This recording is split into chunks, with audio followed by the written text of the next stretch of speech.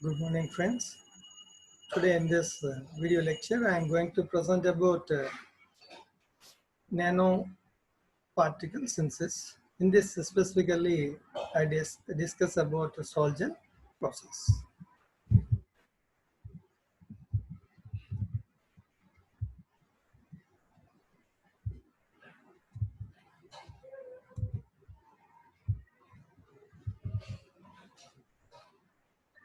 Nanoparticle synthesis, specifically Sol-Gel process. There are two approaches for the synthesis of nanoparticles, their fabrication. One is a top-down approach and the second one is the bottom-up approach. The top-down approach means bulk method to nanoparticle process. We just slice it down, the successive cutting of bulk material into the nanoparticle sized particles that we normally call it as a top-down process. The second one is a self-assembly process. Here, the buildup of the materials, the atom by atom or molecule by molecule. Then first they form small clusters. These clusters agglomerated to form a big clusters. We can call them as nanoparticles. So self-assembled monolayers of the surface of the substance will form in this bottom-up approach. Top-down approach and a bottom-up approach in this various methods that we have. In the top-down approach, the starting material is mostly a solid material. Solid state is the starting material. Chemical etching, laser ablation, milling process, sputtering, thermal decomposition, lithography, etc. The several methods that we have under top-down approach. In the bottom-up approach, the starting materials either gaseous state materials or liquid state materials. So in this, we have chemical vapor deposition, Sol-Gel process, laser pyrolysis, spray method, molecular condensation, aerosol process, or the biological process, or otherwise we can call them as a green synthesis process. So under this bottom-up approach, we are just learning about Sol-Gel process in this lecture. What is the Sol-Gel process? It is a chemical solution deposition technique. May be described as in this metal oxide metal network through hydrolysis and polycondensation reactions of a molecular precursor in a liquid. So we normally take a molecular precursor of this type, the metal alkoxy compounds, These metal alkoxy compounds undergo hydrolysis and polycondensation to give oxide network like metal compounds. So this is what the Sol-Gel process is. What exactly, in simple form, this particular process is? In this process, first a solid compound will dissolve in a liquid. We dissolve the solid compound in a liquid, then it goes into the atom size or a molecular size. Then at the end again, the solid is brought back again in a controlled manner. So the atom or molecules which are in the dissolved state, again they agglomerate to form solid back at the end. So in this process, the first solid compound will dissolve in a liquid. At the end, the solid is brought back again in a controlled manner. So this is what the Sol-Gel process is. Exactly, we'll see the various steps. In that first, we just understand what is a Sol and what is a Gel. The first one is, what is a Sol? Sol is a stable colloidal dispersion of solid particles or precursors in a solvent. Colloidal dispersion. So colloidal solution. So in this solid dissolved in a solvent. So when a solid is dissolved in a solvent, that colloidal dispersion we can call it as a Sol. Then what is a gel? Gel consists of a three-dimensional continuous network in which the liquid phase is enclosed. So a gel consists of a three-dimensional continuous network which encloses a liquid phase. So how you normally get this continuous network? The agglomeration of colloidal particles will normally give the network and thereby the colloidal gel. So the gel is consists of when all the colloidal particles agglomerated and will give a continuous network. When you just observe, it is look like a solid, but it encloses a liquid phase. So a solid enclosed with a liquid phase, that we normally call it as a gel.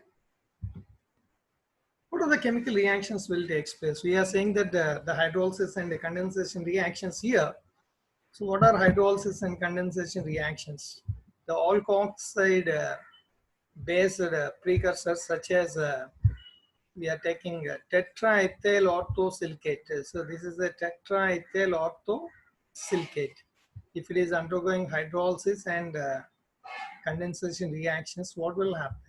So these are all OR groups are here, and we are taking only one OR group here, and reaction with water.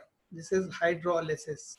It will break, the H will add here, and R will add here to the OH. So SaOH, hydroxy linkages will normally get here, and alcohol. These hydroxy linkages of silicon reacting with ender hydroxy linkage of the silicon will undergo condensation. OH will condensation, then H2O will be the result. So a condensation reaction. This is a water condensation because water is the product. Suppose the alkoxy silicon or hydroxy silicon, if these are also undergo condensation, then we are getting the metal oxide, metal bridge compounds. But here alcohol will be the side product, so it is an alcohol condensation. So thereby hydrolysis or condensation, whether it is a water or alcohol condensation, here it will result metal oxygen metal bridge compounds. So this is normally called a nanoparticle, metal oxide metal nanoparticle. What are the various steps involved in this particular process? The first step is preparation of a salt. How to prepare a salt? So formation of a different stable solutions of an alkoxide. We'll take an alkoxide and we'll dissolve in a solvent. Whether it is alcohol, whether it is water, in a given solvent that we normally dissolve. So that is the first step.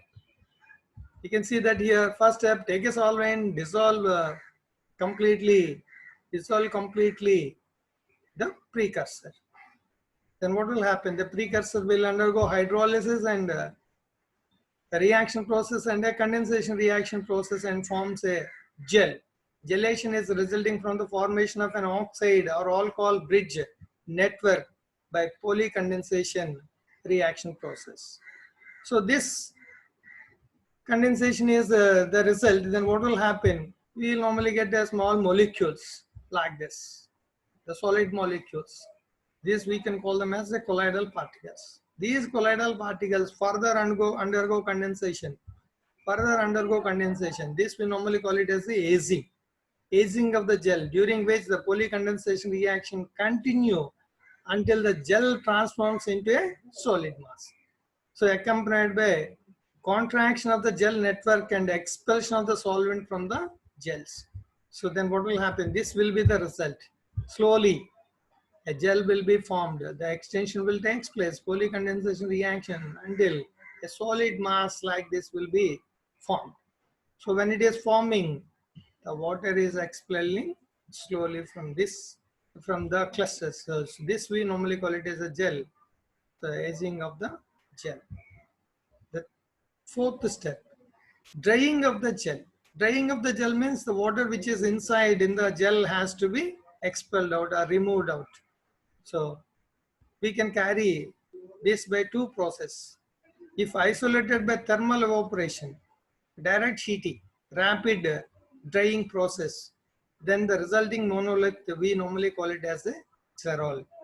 If you are heating directly and expelling the water inside in it, what will happen? All the molecules are very come closer each other. Then a product will be formed like this. This we normally call it as a aerogel. Or otherwise, when you are observed, if a solvent extracted under supercritical or near supercritical conditions, the product is an aerogel. In a controlled manner, when you are eliminating the water from it, then what will happen? The gas still will be there like this, as in the soil. So this we normally call it as a aerogel. Aerogel. So the gas still which are in the soil, they will be like in the same manner. So it is an aerogel. The next one is dehydration. Dehydration, during which surface bound MOH groups are removed. So when you are heating this particular process, what will dehydration will take place? When dehydration is taking place, the OH groups which are there on the metal atom at the surface, they will also be normally lose. When we are losing, then we cannot use them in a better manner. So these OH groups are very important on the surface. So then what we have to do, we have to do a rehydration process. How to do a rehydration? Then we have to heat it again in a calcination process. The monolith at a temperature up to 800 degrees centigrade. We normally get the metal OH bonds at the surface. So this is the fifth step. The next step is densification and decomposition of the gel at higher temperatures.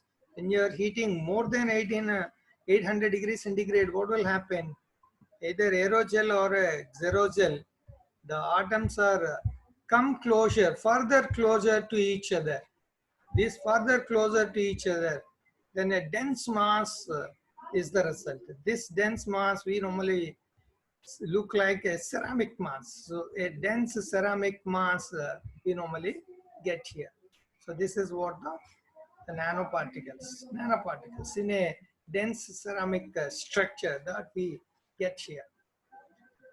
Or otherwise, when you want to give a coat, then what we have to do is we have to take directly the gel particles and pour on the surface and allow the drying process. Then what will happen? A dense coating that we normally observe on the surface or the substrate. So the dense thin film we can observe. Or otherwise we can draw into the small fibers. If or otherwise the dried completely, then what we normally get a powder mass that we'll get a nano powder, nano fibers, nano films, or nano ceramic materials. Everything that we get with this particular process. So what are the advantages of this particular process? This is a low temperature process and very economic process. This is a cheap technique because the cost is involved in the precursor and it is not a big cost, not a costly one. So that's why it is a very cheap process and avoids co-precipitation. Actually, it's a slow process. So the co-precipitation will not form. It is impurity, so we can avoid the impurity formation in this. And it is very precursors can be taken and grown. So multi-precursors, when you want to give a mixture of nanoparticles, so that we can prepare with this process. We can prepare either a nano powder, nanofiber, nano coating films, or dense ceramic nanoparticles can be prepared by this method. Limitations. What are the limitations? Only the thing is, it's a very slow process. So that's why the growth of the particle, it cannot be controlled very easily. Sometimes the network will build up to a bigger size and process the nanoparticle size to microparticles. So we have to be quite careful as far as the growth of the particle concerned. Okay, friends, this is all about the Sol-Gel process in the nanoparticle synthesis. Thank you. Thank you very much.